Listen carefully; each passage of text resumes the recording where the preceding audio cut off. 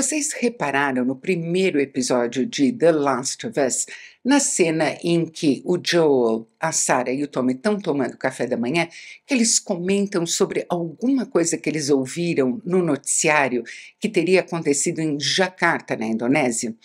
Pois bem, é tão en passant que quase a gente não repara nesse dado, mas ele vai ser de extrema importância no segundo episódio, que é o que eu vou comentar agora. Aliás, essa cena é importante de outra maneira decisiva também, mas eu falo disso a seguir. Antes, eu vou avisar vocês, este vídeo tem spoilers importantes do segundo episódio de Last of Us. Então, se vocês ainda não assistiram ele, deixem para ver o vídeo mais tarde. Ia diretamente para Jakarta, super populosa capital da Indonésia, para onde a gente vai no prólogo deste segundo episódio. Uma senhora está almoçando em um restaurante popular quando ela é retirada dali, no meio da refeição, por 2 militares, um deles de alta patente. Ela imediatamente imagina que algo muito ruim vai acontecer. A Indonésia é uma ditadura, ela pensa o pior que está no horizonte dela.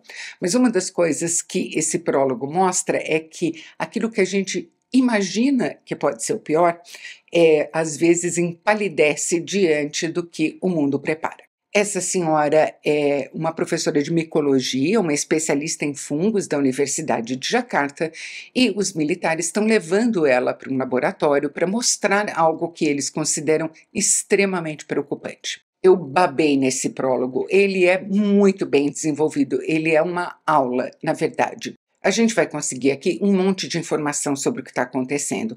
O que essa professora vai ver é o cadáver de uma mulher que foi infectada pelo Cordyceps, uma espécie de fungo. O espanto dela é imenso porque o Cordyceps faz parte das espécies de fungos que não prosperam em seres humanos porque a nossa temperatura corporal é alta demais para eles. Essa mulher foi vítima e depois também propagadora de um surto que rompeu num moinho de grãos de Jakarta. Grãos são o substrato perfeito para um fungo. E no momento que essa pesquisadora olha para o cadáver na mesa de autópsia e se dá conta não só do que aconteceu, mas do que vai acontecer, a gente vê no rosto dela que o mundo está desabando. A atriz que faz a pesquisadora é maravilhosa e o ator que faz o militar de patente mais alta, que é quem conversa com ela depois, é maravilhoso também. Reparem como esse prólogo todo é não só muito bem roteirizado pelo Craig Mazin, um dos 2 criadores da série, como ele é também muitíssimo bem dirigido pelo Neil Druckmann, que é o outro criador da série e é o criador do jogo The Last of Us. A senhora está sentada em um sofá, a câmera enquadra ela, a princípio, com o militar ao lado dela, é um enquadramento fixo, mas que vai se aproximando do rosto da mulher cada vez mais. Tecnicamente, a gente chamaria isso de um reaction shot, é uma tomada de reação. Mas a maneira serena, deliberada e principalmente prolongada com que ele é usado aqui faz com que um personagem que não é necessariamente o centro da ação se torne o centro emocional da cena. O efeito na gente é super intenso. Esse prólogo tem 9 minutos, pouquinha coisa mais do que isso, e, no entanto, quando ele termina, o meu coração, pelo menos, estava minúsculo, quase sumindo dentro do peito. Essa cena em Jakarta se liga àquela cena do café da manhã no primeiro episódio de uma maneira essencial. Talvez nem todo mundo tenha percebido, eu notei pelos comentários que algumas pessoas ficaram um pouco em dúvida, e a informação decisiva que a gente tem aí é o seguinte: naquele café da manhã, o Tommy chegou apressado, comeu um resto de comida que estava na geladeira. O Joel e a Sarah estavam atrasados e não tiveram tempo de fazer as panquecas que ela planejava fazer para o aniversário dele. Eles não aceitaram também os biscoitos que o vizinho ofereceu e com que ele estava alimentando a vizinha velhinha que sofre de demência. E, naquela noite, o Joel esqueceu de trazer o bolo que ele tinha prometido. Ou seja, nem o Joel, nem a Sarah, nem o Tommy consumiram naquele dia nenhum produto com trigo. E o trigo é o que a gente chama de uma commodity, um produto básico que na produção e na distribuição circula o mundo todo. A farinha que veio de Jacarta, junto com farinhas de outras procedências, contaminou toda a vizinhança, contaminou toda a cidade, contaminou o mundo, mas não contaminou eles. Não é só na maneira como The Last of Us maneja a exposição, ou seja, as informações necessárias para a gente entender o que está se passando, que eu acho que a série está se saindo excepcionalmente bem. Eu estou adorando também ver como está sendo feita a tradução das fases do jogo para a série. E depois desse prólogo tão quieto, mas tão tenso, que bate tão forte, a gente parte para o que, na verdade, é uma fase inteira do jogo de cerca de 30 minutos, uma mega sequência que contém várias sequências bastante complexas já por si só dentro dela. No fim do episódio anterior, o Joel, a Tess e a Ellie tinham conseguido sair da zona de quarentena de Boston. Agora eles têm que rumar para um lugar que está no centro da cidade, alguns quilômetros adiante da zona de quarentena, para, em tese, entregar a Ellie para os Fireflies, e esse núcleo dos Fireflies é quem seria encarregado de conduzi-la até o laboratório, sabe-se lá onde a imunidade dela vai ser estudada. Como vocês sabem muito bem, tudo vai dar estrondosamente errado. Mas o que é interessante é a maneira como cada uma das sequências que compõem essa fase aborda a dificuldade de uma maneira diferente. A gente tem toda a caminhada até a entrada no centro da cidade, a gente tem toda aquela sequência do hotel, que é muito interessante.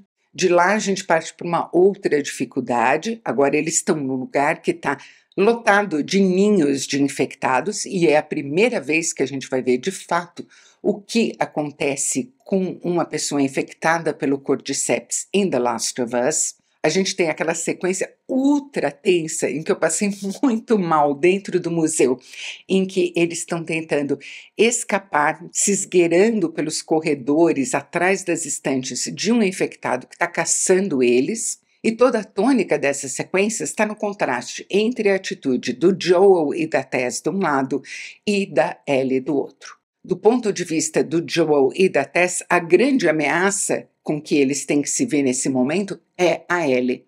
Eles dois conhecem esse mundo em que eles estão. Eles já várias vezes saíram da zona de quarentena e circularam por ali. A Ellie nunca. E ela, portanto, é imponderável. Ela faz barulho quando ela não deveria fazer, ela fala quando ela não deveria falar, ela sai andando sozinha sem dar aviso para os outros. Parece sutil, mas é uma belíssima inversão em relação à história de zumbis tradicional. Os infectados são uma ameaça que o Joel e a Tess dão como certa. As reações da Ellie são o que eles não podem e não sabem prever. Eu preciso aqui fazer uma menção ao trabalho de prótese e maquiagem do grande Barry Gower. O Barry Gower fez o Vecna de Stranger Things nessa 4ª temporada, ele fez o Rei da Noite em Game of Thrones, ele fez o Viserys cada vez mais doente de A Casa do Dragão. Ele é absolutamente fabuloso no que ele faz. E eu estou achando a caracterização dos infectados maravilhosa. Eu deveria dizer, na verdade, a infinidade de caracterizações, porque cada um dos infectados que a gente vê está num grau diferente de infecção que muda completamente o aspecto deles. Alguns ainda estão quase humanos, outros já viraram alguma planta estranha grudada numa parede, mas ainda vivos. Além de ser esteticamente lindo de uma maneira horrível, é extremamente bem feito. Depois dessa meia hora de tensão quase ininterrupta, eles chegam no telhado do museu, a Tess resolve ficar sentada ali um pouco, ela está super tensa, compreende-se, né? Eu vejo que eles passaram. A gente nem nota que ela está mais tensa ainda do que o habitual, e logo eles retomam a caminhada com mais tranquilidade pelas ruas de Boston. Mas a trilha muito bonita e muito eficiente do Gustavo Santaolalla sugere para a gente de uma maneira tão discreta que a gente nem se dá conta de que a gente está entrando nesse estado de espírito, que essa é uma falsa tranquilidade. O pior já aconteceu, só falta ele se revelar. E aí vem o desfecho, que é a derrocada de todos os planos desse trio. E é também a grande transformação da Ellie, a primeira grande transformação dela. A gente sabe tudo que o Joel já perdeu na vida, a gente sabe porque ele resiste tanto a encarar a Ellie como qualquer coisa mais do que uma carga a ser transportada. E a constatação de que a Tess foi infectada no museu, de que ele vai ter que perdê-la, e não só perdê-la, mas ele vai ter que deliberadamente deixá-la para trás, para que ela se sacrifique, para atrasar o avanço dos infectados e assim salvar a si mesmo e a Ellie, é ver no rosto do Pedro Pascal o mundo desse personagem desmoronando de novo. E para Ellie, que nessa primeira incursão dela no mundo além da zona de quarentena, tudo era aventura, excitação, novidade, inclusive o próprio perigo, ela estava assistindo ao que estava acontecendo para ela e para o Joe e para a Tess, como se ela tivesse ela própria vendo um filme de ficção ou jogando um game. Aqui, essa perda vai calar fundo também. Não é a primeira perda que ela sofre na vida, mas nesse primeiro momento dessa nova jornada dela, é a perda que confirma para ela, que demonstra para ela que não existe nenhuma garantia. Se ela imaginava que sair da zona de quarentena ia ser uma libertação, não, agora ela vê que simplesmente o ciclo continua com mais incógnitas, com mais perdas, com mais perigos, num aprisionamento constante. É linda aquela última tomada, com aquele edifício com a cúpula dourada pegando fogo ao fundo e ela no meio do matagal com um olhar completamente desorientado e desolado. Lindo momento da Bella Ramsey também. Pessoal, antes de terminar, eu queria só dar uma refrescada aqui na aula de biologia e dizer que não, ninguém precisa ter medo de fungos. Tem muitos fungos benéficos, tem fungos que são absolutamente necessários à nossa existência. Sem fungos, a gente nunca teria descoberto, por exemplo, os antibióticos. E tem fungos que infectam a gente sem que isso coloque a nossa vida em risco. A gente pode sim sofrer infecções perigosas por fungos, nada parecido com a infecção pelo Cordyceps no The Last of Us, mas na maior parte, na maioria esmagadora das vezes, as infecções por fungo não representam uma ameaça maior. Quem teve uma micose, por exemplo, já foi um infectado e o mundo não acabou por causa disso. E um último recado, muitos de vocês têm me dito, você deveria jogar o jogo, você poderia jogar o jogo. Eu vi gameplay, e sim, poderia jogar o jogo se não tivessem roubado o nosso PlayStation. E daí ficou difícil comprar outro, né? Então é com gameplay que eu vou ter que me contentar por enquanto. Mas eu queria frisar que, embora eu ache muito bacana o cuidado que o Craig Mazin e, claro, o Neil Druckmann estão tendo em respeitar os fãs do jogo, a legião de fãs do jogo, eu estou vendo a série e tentando sempre vê-la como uma experiência em si. Muita gente que está vendo a série e está adorando ela nunca jogou o jogo, não conhece a história e, no entanto, está se sentindo também completamente incluído na brincadeira. Eu mesma sou um caso desses. E é assim, acho eu, que tem que ser.